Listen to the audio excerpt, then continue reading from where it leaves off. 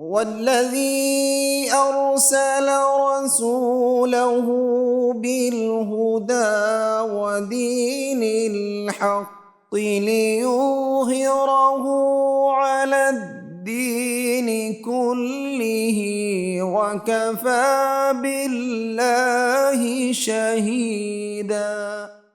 السلام علیکم ورحمۃ اللہ وبرکاتہ۔ نحمدہ ونصلی علی رسولہ الکریم، اما بعد، فاعوذ باللہ من الشیطان الرجیم، بسم اللہ الرحمن الرحیم۔ رب اشرح لی صدری ویسر لی امری واحلل عقدۃ من لسانی یفقہوا قولی۔ سورہ نجم کی آیات لیتے ہیں سٹارٹ میں۔ سب سے پہلے آیت نمبر 55 سے اللہ سبحانہ وتعالیٰ فرما رہے ہیں فَبِأَيِّ آلَاءِ رَبِّكَ تَتَمَارَىٰ۔ اے نبی صلی اللہ علیہ وسلم ان سے کہیے اللہ بلکہ پوچھ رہے ہیں براہ راست کہ تم اللہ کی کس کس نعمت کو ذکر کرو گے، اس کے بارے میں کتنی نعمتیں اللہ نے تمہیں دی ہیں۔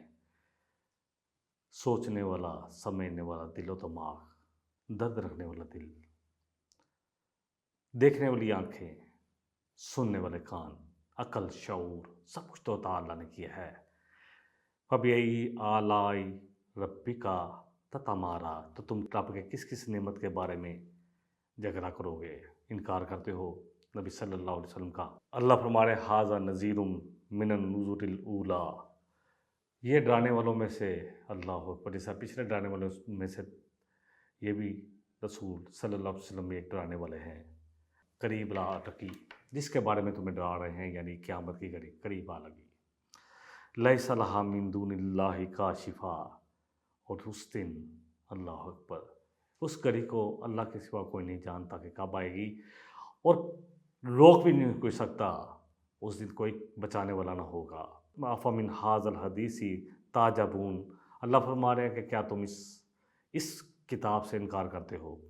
افمن ھذا الحدیث تعجبون وتضحکون ولا تبکون، اور تم بہت ہنستے ہو، مذاق اڑاتے ہو اور روتے نہیں ہو۔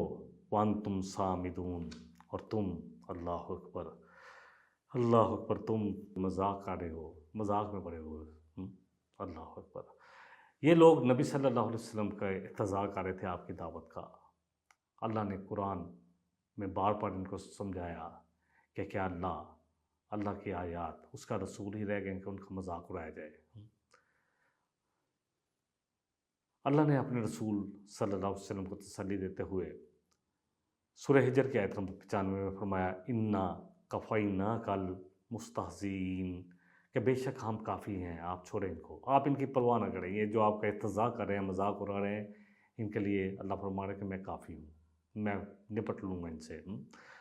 اور پھر آپ کو تسلی بھی دی جا رہی ہے سورہ انعام کی آیت نمبر 10 میں، یقیناً آپ سے پہلے بھی ہے نبی صلی اللہ علیہ وسلم، رسولوں کا اس طرح احتجاج کیا گیا، مذاق اڑایا گیا۔ فحاق بالذین سخروا، تو چھا گیا ان لوگوں پر جو مذاق اڑاتے تھے، منہم ما کانوا بہ یستہزئون، اس چیز کا یعنی عذاب، وہ عذاب چھا گیا ان پر جس کا وہ مذاق اڑایا کرتے تھے۔ کہتے تھے نا لے آؤ، اگر واقعی ہے تو اللہ نے ان پر پھر عذاب طاری کر دیا۔ نبی صلی اللہ علیہ وسلم دعوت کا کام کرتے رہے کھلم کھلا، اور قریش کا احتجاج، ان کی سختیاں، ان کے مسائل بڑھتے رہے۔ وہ آپ صلی اللہ علیہ وسلم کو تنگ کرنے کی کوئی بھی چیز جس سے آپ کو تنگی ہو، آپ کو تکلیف ہو، اس کو نہیں چھوڑتے تھے، کوشش کرتے تھے کہ ہر وقت کسی نہ کسی طرح آپ کو تان تشنیع کا نشانہ بنایا جائے۔ اور پھر ان لوگوں نے، اللہ اکبر، جب تک تو ابو طالب تھے، حضرت خدیجۃ الکبریٰ، تقریباً ایک ہی سال میں یہ وفات پا گئے، تو ان کے ہاتھ بھی زیادہ کھل گئے، اللہ اکبر۔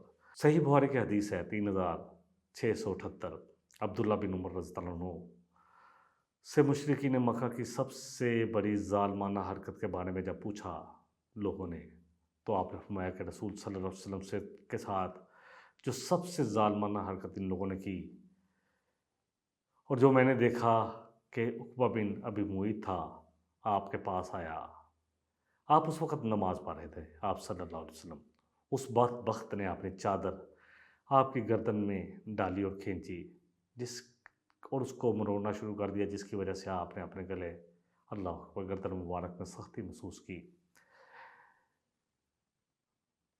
اتنے میں ابو بکر صدیق رضی اللہ عنہ آ گئے۔ انہوں نے اس کو دھکا مارا اور کہا کہ کیا تم ایک شخص کو صرف اس لیے اذیت دے رہے ہو، قتل کرنا چاہتے ہو کہ وہ کہتا ہے کہ رب میرا اللہ ہے؟ کیا یہی ہے؟ اتنی ہی بات پہ تم ان کو تکلیف دے رہے ہو، جبکہ وہ تمہارے پاس اپنے پروردگار کی طرف سے کھلی نشانی لے کر آیا ہے، اللہ کا کلام۔ اور اسی طرح بہت ساری نشانیاں بھی آپ نے دکھائی، چاند 2 ٹکڑے ہوا ان کے سامنے، معراج کا واقعہ، بہت کچھ۔ اسی طرح صحیح بخاری کی حدیث نمبر 2934 میں آتا ہے، نبی رحمت صلی اللہ علیہ وسلم ایک دفعہ کعبے میں نماز پڑھ رہے تھے تو ابو جہل اور قریش کے بعض لوگوں نے فیصلہ کیا اور کہا کہ جاؤ کوئی اونٹ کی اجری لے آئے، اور پھر جب آپ سجدے میں گئے تو آپ کی کمر پر رکھ دی۔ آپ سجدے سے سر نہ اٹھا رہے تھے۔ فاطمہ الزہرا سجدہ کو جب پتہ چلا تو آ کر انہوں نے آپ سے وہ اجری ہٹائی۔ اللہ اکبر۔ نبی صلی اللہ علیہ وسلم نے پھر اس وقت قریش کے لیے کہا کہ اے اللہ قریش کو پکڑ لے، اے اللہ قریش کو پکڑ لے۔ نبی صلی اللہ علیہ وسلم کی یہ بد دعا قریش کے تقریباً 7 لوگوں کے لیے تھی، جن میں سے 6 کا نام یوں ہے: ابو جہل، عتبہ بن ربی، شیبہ بن ربی، ولید بن عتبہ، ابی بن حلف اور عقبہ بن ابی معیط۔ یہ سب پکڑے گئے۔ ان سب کو، یہ سب کے سب جنگ بدر میں قتل کیے گئے اور ان کو ذلیل کر کر اندھے کنویں میں پھینکا گیا۔ اللہ کا عذاب آ کر رہتا ہے، اور نبی رحمت صلی اللہ علیہ وسلم جو کہ نبی رحمت ہے، بہت کامی کبھی دعا کی، اس دن آپ کی زبان سے نکلا کہ اللہ ان کو پکڑ لے۔ انتہائی زیادتی پر آ گئے ہیں۔ پھر آپ صلی اللہ علیہ وسلم کو اللہ نے فرمایا، سورہ بنی اسرائیل کی آیت نمبر 110 میں آتا ہے، وَلَا تَجْهَرْ بِصَلَاتِكَ وَلَا تُخَافِتْ بِهَا۔ آپ نماز کو نہ اونچی آواز پہ زیادہ پڑھیں اور نہ ہی بالکل ہی مدھم آواز میں، بلکہ درمیانی رکھیں تاکہ ان تک یہ آواز کم جائے۔ وَابْتَغِ بَيْنَ ذَلِكَ سَبِيلًا۔ بس اس کے درمیان رکھیں، نہ زیادہ اونچی ہو اور نہ زیادہ نیچی ہو، اس کے درمیان ہو۔ بہرحال آپ کو تکلیف دیتے رہے، آپ کو تو تکلیفیں دیتے ہی رہے، آپ کے گھر کے باہر کانٹے بچھا دیے جاتے۔ اللہ اکبر۔ بہرحال اب انہوں نے آپ صلی اللہ علیہ وسلم کے ساتھ ساتھ وہ لوگ جو مسلمان ہو رہے تھے اور کمزور طبقے پر تو خاص کر بہت ظلم کیے۔ ظلم تو انہوں نے ہر ایک پہ کیے، یقین کریں۔ مذاق اڑاتے تھے، تذاق کرتے تھے۔ سورہ مطففین میں آتا ہے آیت نمبر 29 سے، ان الذین اجرموا کانوا من الذین آمنوا یضحکون۔ یہ وہ لوگ جو مجرم تھے، کافر، مشرک، اللہ اکبر، ایمان والوں کے ساتھ کیا کرتے تھے؟ ان پر ہنستے تھے، یضحکون۔ وَإِذَا مَرُّوا بِهِمْ يَتَغَامَزُونَ۔ اور جب ان کے پاس سے گزرتے آنکھوں سے اشارہ کرتے، آپس میں اشارے کرتے اور کہتے کیا؟ وَإِذَا رَأَوْهُمْ۔ جب ان کے پاس سے گزرتے، قَالُوا إِنَّ هَٰؤُلَاءِ لَضَالُّونَ۔ کہتے کہ بے شک یہی لوگ ہیں جو بھٹکے ہوئے ہیں، ان کو سمجھ ہی نہیں آ رہی۔ فینٹک قسم کے لوگ سارا کچھ قربان کرنے کے لیے بیٹھ گئے ہیں، سمجھداری ہے ہی نہیں۔ اللہ کی طرف سے مسلمانوں پر بڑی آزمائشیں آئیں، اور جنت اتنا آسان سودا نہیں ہے جتنا ہم نے سمجھا ہے، یقین جانیں۔ ہم سمجھ رہے ہیں کہ بس جو میٹھے میٹھے کام ہیں وہ کرتے رہیں، دین میں جو میرے نفس کو پسند ہے وہی ہم چوز کر لیتے ہیں۔ کسی کو نماز پسند ہے تو بس نماز تک اتفاق کیا ہے، امر بالمعروف اور نہی عن المنکر کرنا ہی نہیں چاہتا، قرآن سے ہدایت لینا نہیں چاہتا، پڑھا لکھے ہونے کے باوجود بھی قرآن کو سمجھنا نہیں چاہتا، بس تلاوت کر کے اصحال ثواب، حصول ثواب، اسی چکر میں پڑا ہوا ہے۔ جنت اللہ کا بڑا قیمتی تحفہ ہے، متاع ہے جو اللہ کے فضل سے ہی ملنے والی ہے، لیکن اللہ کو ہم سے، مجھ سے اور آپ سے مطلوب ہے وہ کوشش، ایٹ موسٹ اسٹرگل، جسے جہاد کہا جاتا ہے، جد و جہد، اتنی کوشش جتنا کہ کوشش کا حق ہے۔ وَمَنْ أَرَادَ الْآخِرَةَ، سورہ بنی اسرائیل کی آیت نمبر 19 میں آتا ہے، وَسَعَىٰ لَهَا سَعْيَهَا، اور اس کے لیے کوشش کرے جتنا کہ کوشش کرنے کا حق ہے، وَهُوَ مُؤْمِنٌ، اور ایمان والا ہو۔ تو ایسے لوگوں کی کوششوں کو اللہ بڑا قبول کرنے والے ہیں، یقین جانیں۔ جو ارادہ ہے نا جس کا بھی آخرت کا ارادہ، یعنی آخرت میں اللہ کی رضا چاہتا ہے، جنت کا ارادہ رکھتا ہے اور جنت جہنم سے بچنا چاہتا ہے، تو وہ کوشش کرے جتنا کہ کوشش کرنے کا حق ہے، اللہ فرما رہے ہیں۔ ایمان والا ہو، اللہ ایسے لوگوں کی کوششوں کی بڑی قدردانی کرنے والے ہیں۔ سورہ عنکبوت کی آیت لے لیتے ہیں، آیت نمبر 2 اور 3۔ اللہ فرما رہے ہیں احسب الناس ان یترکوا ان یقولوا آمنا وہم لا یفتنون، کیا لوگوں نے یہ گمان کر رکھا ہے کہ انہیں اتنا کہنے پر چھوڑ دیا جائے گا کہ ہم ایمان لے آئے، کیا اللہ ان کو ٹٹول کر ان کا امتحان نہیں لے گا؟ اللہ ان کی آزمائش نہیں کرے گا؟ سورہ آل عمران کی آیت نمبر 142 میں اللہ فرما رہے ہیں ام حسبتم ان تدخلوا الجنہ، کیا تم نے یہ گمان کر رکھا ہے کہ تم ایسے ہی جنت میں داخل ہو جاؤ گے؟ وَلَمَّا يَعْلَمِ اللَّهُ الَّذِينَ جَاهَدُوا مِنكُمْ، کیا اللہ نہیں دیکھے گا کہ کون ہے تم میں سے جو اللہ کی راہ میں کوشش کرنے والا ہے، اپنی جان اور مال کے ساتھ اللہ کی راہ میں جہاد کرتا ہے، لگاتا ہے اپنی جان اور مال، اپنی اولاد، جو بھی رزق دیا ہے اس کو اللہ کی راہ میں لگاتا ہے۔ اولاد بھی رزق ہے، مال بھی رزق ہے، انسان کی صلاحیتیں بھی رزق ہے، ذہانت، فطانت، طاقت، یہ سب کو رزق میں آ جاتا ہے۔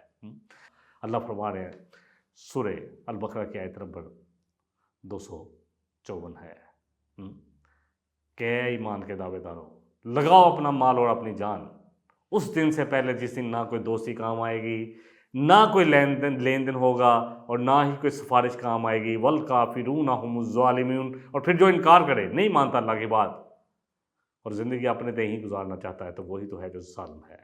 اللہ اکبر۔ اللہ فرمانے کہ اللہ نہیں دیکھے گا کہ کون ہے تم میں سے جو اللہ کے دین کے لیے اپنی جان اور مال لگاتا ہے۔ اقبال نے کہا تھا نا، تو بچا بچا کے نہ رکھ سے، تیرا آئینہ ہے وہ آئینہ، جو شکستہ ہو تو عزیز تر ہے نگاہ آئینہ ساز میں۔ لگائیں اپنی جان اور مال، لگائیں، یقین کریں ویلیو کو دے گا، قدردان ہے تو وہ اللہ کی ذات ہے۔ دنیا میں جتنا مرضی اپریسیشن لے لیں، لوگوں کو آپ کی کچھ باتیں پسند ہوں گی، کچھ ناپسند ہوں گی، اصل قدردان تو اللہ کی ذات ہے۔ وَيَعْلَمَ الصَّابِرِينَ، اور اللہ دیکھے گا تم میں سے کون ہے جو استقامت دکھاتا ہے، جم جانے والا ہے، دین میں ہر قسم کی تکلیف کو برداشت کرنے والا ہے، اللہ کے حکم پر عمل کرنے والا ہے، چاہے اس کی طبیعت پر ناگوار کیوں نہ ہو، چاہے اس کے نفس کو کتنا ہی ناپسند کیوں نہ ہو۔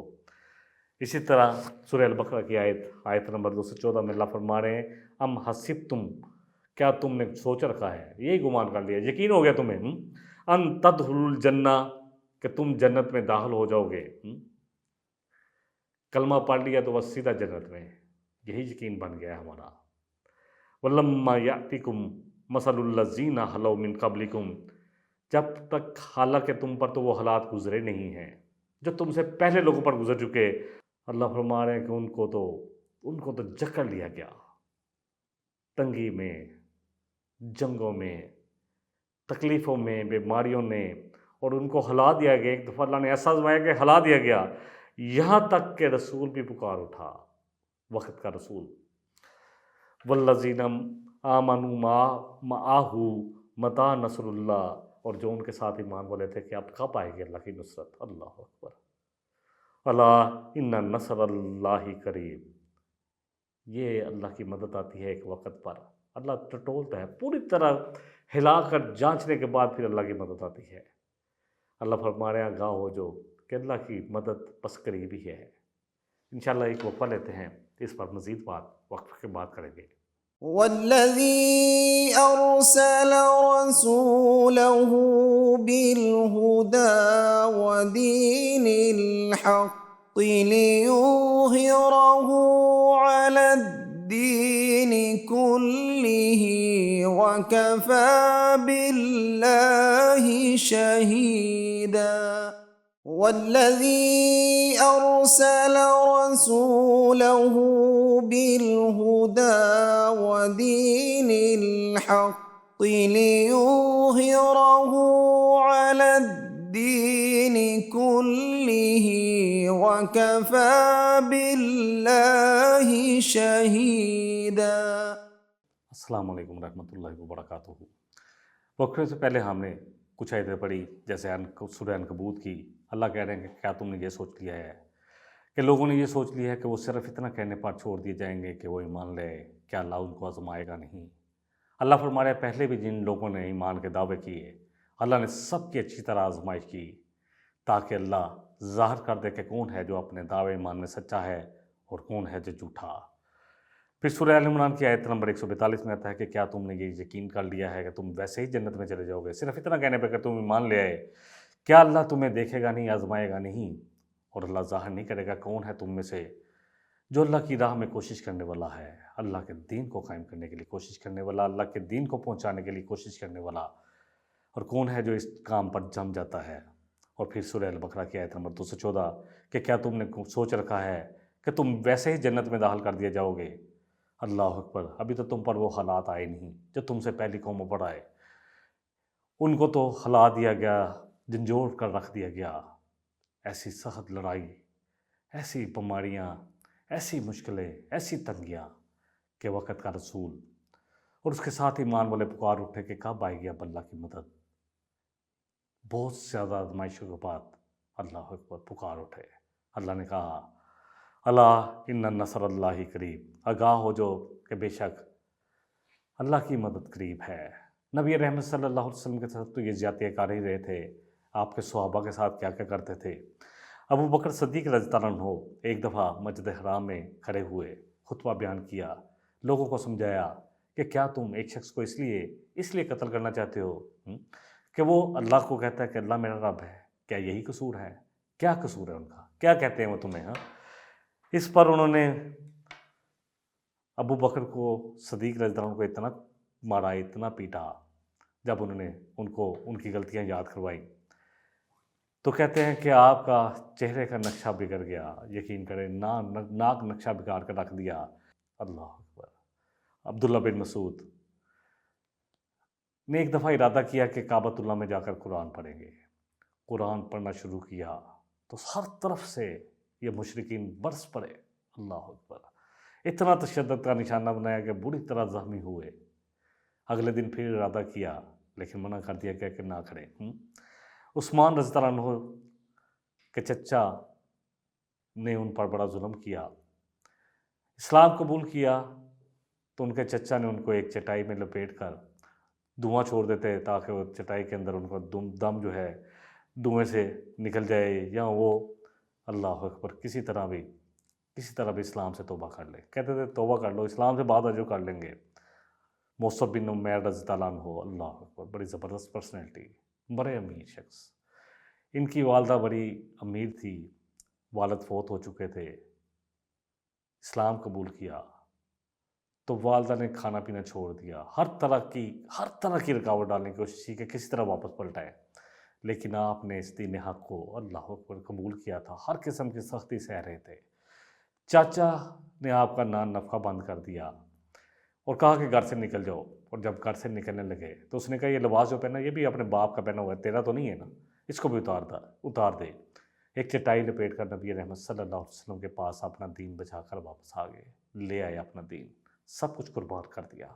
کہتے ہیں کہ ان کے بارے میں آتا ہے کہ روز جو ان کا جوڑا آتا تھا وہ شام سے جوڑا آتا تھا اور نیا جوڑا پہننے والے تھے۔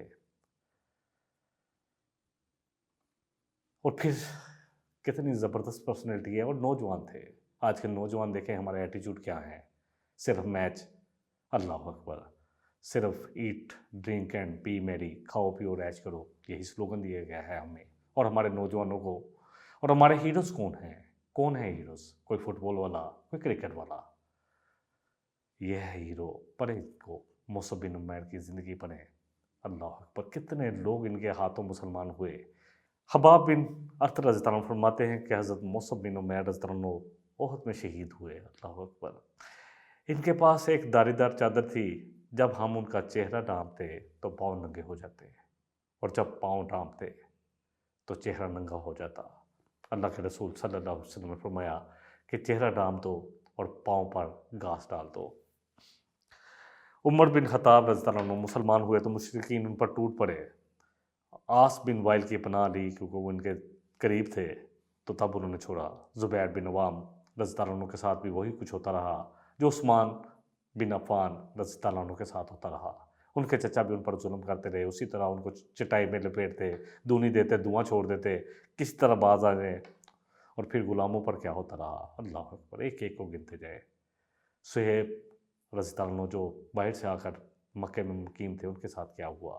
ہجرت کے وقت انہوں نے کہا کہ جانا ہے تو جاؤ، پیسہ تو تم نے یہاں کمایا، سب کچھ چھین لیا ان سے۔ بلال حبشی رضی اللہ عنہ، اللہ اکبر، بڑا زبردست پرسنالٹی۔ یہ غلام تھے امیہ بن خلف کے، اتنا ظلم کرتا تھا کہ آپ رضی اللہ عنہ کو لٹا کر گرم ریت پر پتھر رکھ کے کہتا کہ باز آ جاؤ، کہو کہ میں نہیں مانتا رسول صلی اللہ علیہ وسلم کو، انکار کرو اپنے مسلمان ہونے کا۔ ایک ہی لفظ نکلتا، احد، احد، کہ اللہ ایک ہے، تو جو مرضی کہتا رہے، مجھے اب کوئی فرق نہیں پڑتا۔ اوباش لڑکوں کو ان کے پیچھے لگاتے، جو پتھر مارتے، ہوٹنگ کرتے، مذاق اڑاتے ان کا۔ ایک ایک کو دیکھتے جائیں کیا کیا ظلم ہوئے۔ پھر خباب بن ارت رضی اللہ عنہ، اللہ اکبر، لوہار تھے۔ آس بن وائل نے ایک دفعہ ان کے ساتھ مذاق بھی کیا، ان کے پیسے بھی نہیں دیے، اور مذاق اڑاتا تھا کہ تم کہتے ہو کہ وہاں جا کے ملے گا، تو وہاں جا ملے گا تو پھر وہاں جا کے تمہیں دے دوں گا۔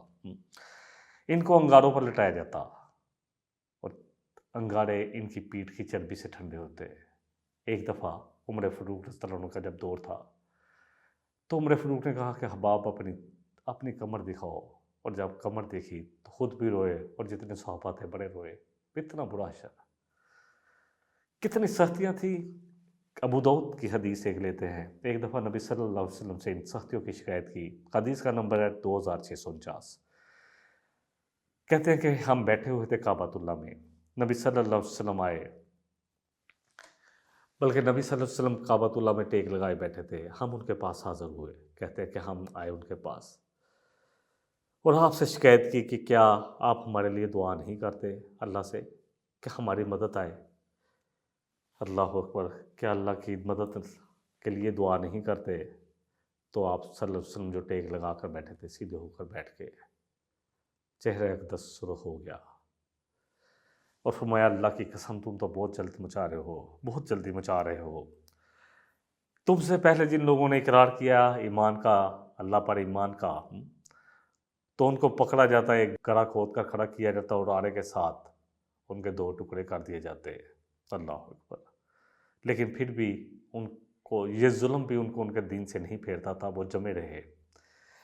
ان کو زندہ جلا دیا جاتا، ان کے گوشتوں پر، ان کے جسم پر لوہے کی کنگھیاں جلا کر ان کا گوشت نوچ لیا جاتا، لیکن پھر بھی وہ دعوی ایمان میں قائم رہے۔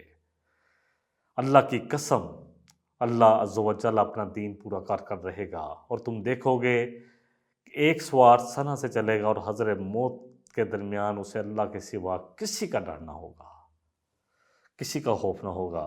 لہٰذا صبر و تحمل سے کام لو، اللہ کی مدد اپنے وقت پر ضرور آئے گی۔ اور پھر آل یاسر کے بارے میں، اللہ اکبر، یہ پورے کا پورا خاندان ہی قربانیوں کی داستان پیش کرتا ہے۔ حضرت یاسر رضی اللہ عنہ، ان کی زوجہ حضرت سمیہ رضی اللہ عنہ، ان کا بیٹا عبداللہ بن یاسر اور عمار بن یاسر، اللہ اکبر، یہ لوگ ابو جہل کی غلامی میں آ گئے، یعنی وہ ان پر متحد ہو گیا۔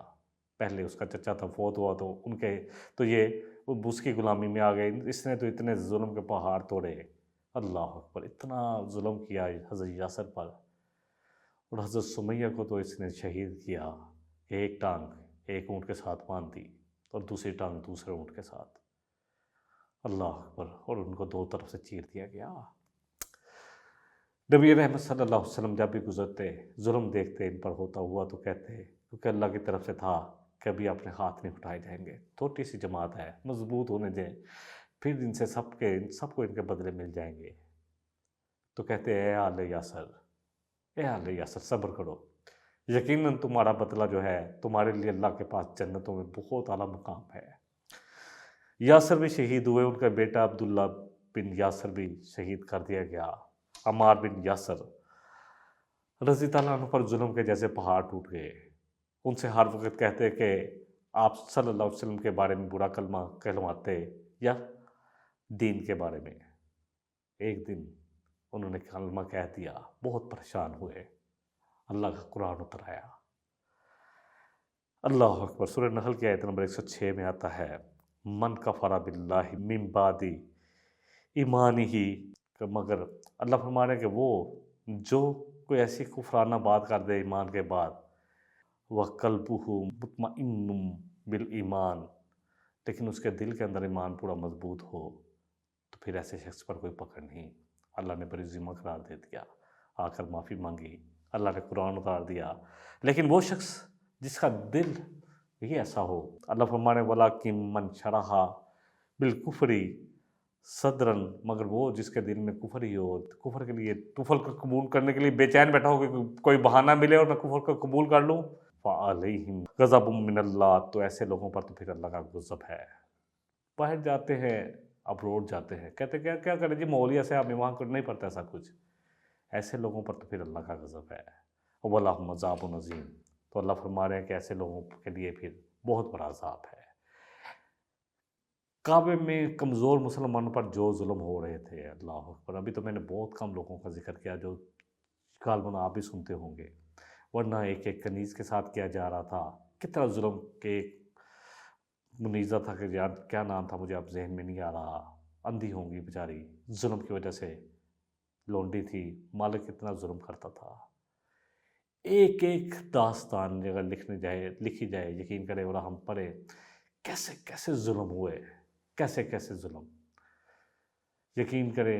حضرت سعید کا واقعہ آتا ہے، اللہ اکبر، جبیر، یا مجھے وہ اب کیونکہ صحابہ کے بہت سارے نام اس وقت تو میں نے جتنا تھوڑے سے ہنٹ لکھے تھے اسی پہ بولا ہوں، کہ جب وہ ان کے قابو میں آئے تو انہوں نے ان سے کہا کہ کیا تمہیں پسند تھا، پکڑے گئے، ہجرت کے بعد کا واقعہ ہے، تو یہ پکڑے گئے، تو کہا کہ کیا تمہیں پسند ہے کہ تمہاری جگہ ان کو باندھ دیا گیا، کہ تمہاری جگہ محمد صلی اللہ علیہ وسلم ہوتے اور تم آزاد ہو جاؤ، کچھ بات ایسی کہلوانے کی کوشش کی، تو انہوں نے کہا یہ ہے عزیمت، عزیمت، اللہ نے عزیمت بھی رکھی ہے اور اللہ نے رخصت بھی رکھی ہے، تو انہوں نے کہا کہ مجھے تو یہ پسند ہے کہ مجھے کتنی دفعہ اللہ زندگی دے اور ہر دفعہ میں آپ کے نام پر قربان ہو جاؤں۔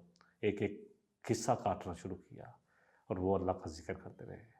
بڑی قربانیوں کے بعد یہ دین میرے اور آپ تک پہنچا ہے، یقین کریں۔ نبی رحمت صلی اللہ علیہ وسلم کی ایک حدیث کے ساتھ بات کو مکمل کرتا ہوں۔ اللہ کے رسول صلی اللہ علیہ وسلم نے فرمایا کہ جب یہ دین آیا تب بھی یہ غریب تھا، یعنی لوگوں کے لیے اجنبی تھا، اور ان قریب یہ پھر اجنبی ہو جائے گا، یعنی دین پر عمل کرنے والے لوگ جو ہیں، لوگ ان کو کہیں گے کہ یہ بنیاد پرست ہے، فینیٹک ہے، یہ عجیب لوگ ہیں۔ ٹھیک ہے، دین پہ عمل کرو جس میں کوئی ریزسٹنس نہیں ہے، یہی تو جو ہونا چاہیے ہمارا رویہ۔ یہ کون سا مسئلہ ہے کہ دین کے لیے سب کچھ قربان کرنے چلے ہیں؟ اللہ اکبر۔ آپ نے فرمایا کہ ان قریب پھر یہ لوگوں کے لیے اجنبی ہو جائے گا، توبہ، اور فرمایا کہ بشارت ہے، اللہ اکبر، ان لوگوں کے لیے جو اس وقت اجنبی ہو جائیں گے۔ اللہ تعالیٰ مجھے بھی اور آپ کو بھی جتنا کہا گیا، جتنا سنا گیا، اصل بات ہے کہ اللہ اس کا صحیح فہم عطا فرمائے اور اپنے فضل سے، اپنی خاص توفیق کے ساتھ عمل پیرا کر دے، عمل کی توفیق عطا فرما دے۔ وآخر دعوانا ان الحمد للہ رب العالمین۔ سبحانک اللہم و بحمدک، اشہد ان لا الہ الا انت، استغفرک و اتوب الیک۔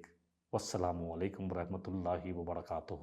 والذي أرسل رسوله بالهدى ودين الحق ليظهره على الدين كله وكفى بالله شهيدا۔